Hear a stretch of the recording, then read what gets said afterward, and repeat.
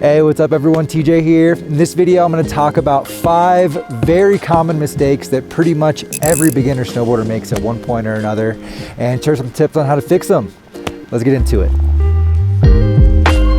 All right, the first thing I wanna talk about is riding with your weight too far back. When you're just starting out, it can be a little bit scary to maintain a balanced body position or even lean forward a little bit on your snowboard.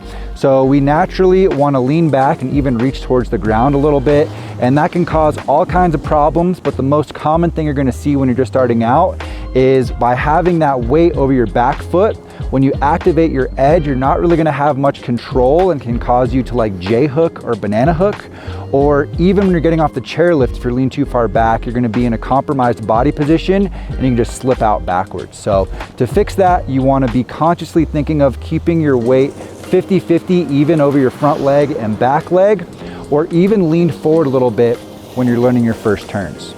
The next thing is probably the most common and also maybe the most hated thing in snowboarding when you're just starting out, and that's catching your edge. There's 2 scenarios I want to talk about. One is very common when you're just learning how to turn, catching that downhill edge and falling forward.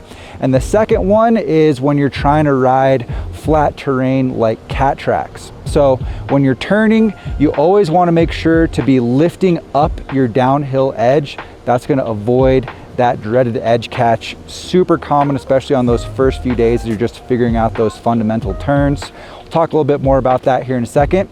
And when you're on a cat track, you naturally want to go completely flat base, but that's going to make the contact points real hooky and catchy. So what you want to do to avoid that is just keep a little bit of pressure on your toe edge or your heel edge. Just a slight pressure, you can still track straight, but that's going to make sure that you're not catching your edge and getting squirrely. Slight pressure on my heel edge right now because we're a little off camber, but still tracking straight. That way you're not going to catch your edge. Something else I see out here all the time is people wanting to keep their head and upper body facing downhill the entire time and kind of forcing those turns around with just your lower body. It's going to introduce a lot of counter rotation into your riding, going to get your body all twisted up and just put you in more compromised, unbalanced body positions. And if you make that a habit, as you start to pick up more speed, it's going to be even sketchier.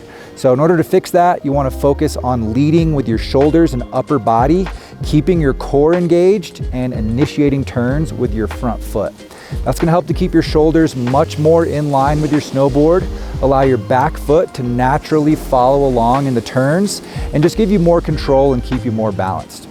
Remember, you always want to initiate turns with your front foot. That's both for skidded turns and carves. So by adding those things in, it's going to allow you to do those skidded turns properly, keep you in a controlled position, and control your speed.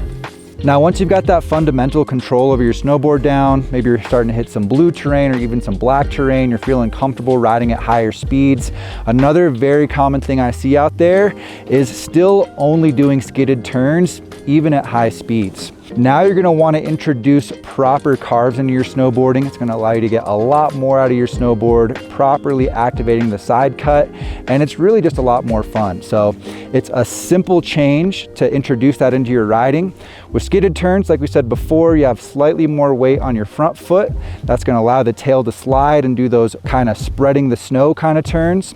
For carves, you're going to keep even weight on both feet, 50-50, and you want to feel your shins go into the front of your boots for toe side carves, and your calves go into your high backs for heel side carves. To verify that you're actually carving after your turn, just look behind you, and a skidded turn is going to leave that spread snow kind of trail. A carve is going to leave a nice clean line, and that's what we're looking for. As you progress, skidded turns are going to be useful for controlling your speed, but carving is going to be the most fun and allow you to really feel what your snowboard can do. All right, and the last thing I want to share with you guys in this video is a really annoying one. Most commonly happens on heel side carves, and it's that heel side chatter or judder when your board like skips across the snow. And what causes that is keeping your legs too locked, either locked at the knees, which you should never do, or even if you have your knees bent, but you just have your legs locked up, it's not going to allow you to compensate for that increased pressure in the second half of your carve as you cross fall line, or if you come across some choppier snow in the middle of the carve. So to prevent that, super simple, just got to keep in mind to not only bend your knees, the most common advice in snowboarding, but be ready to use your knees as suspension and allow that to alleviate the increased pressure as you get to that section of the carve. So you can modulate the pressure going into your snowboard by using your knees as suspension. All right, guys, I hope these tips help you out there this season. Let me know if you've struggled with any of this stuff down in the comments, and please share this video with a friend who you think might benefit. I appreciate you guys. Thanks for watching today, and we'll see you in a new one soon.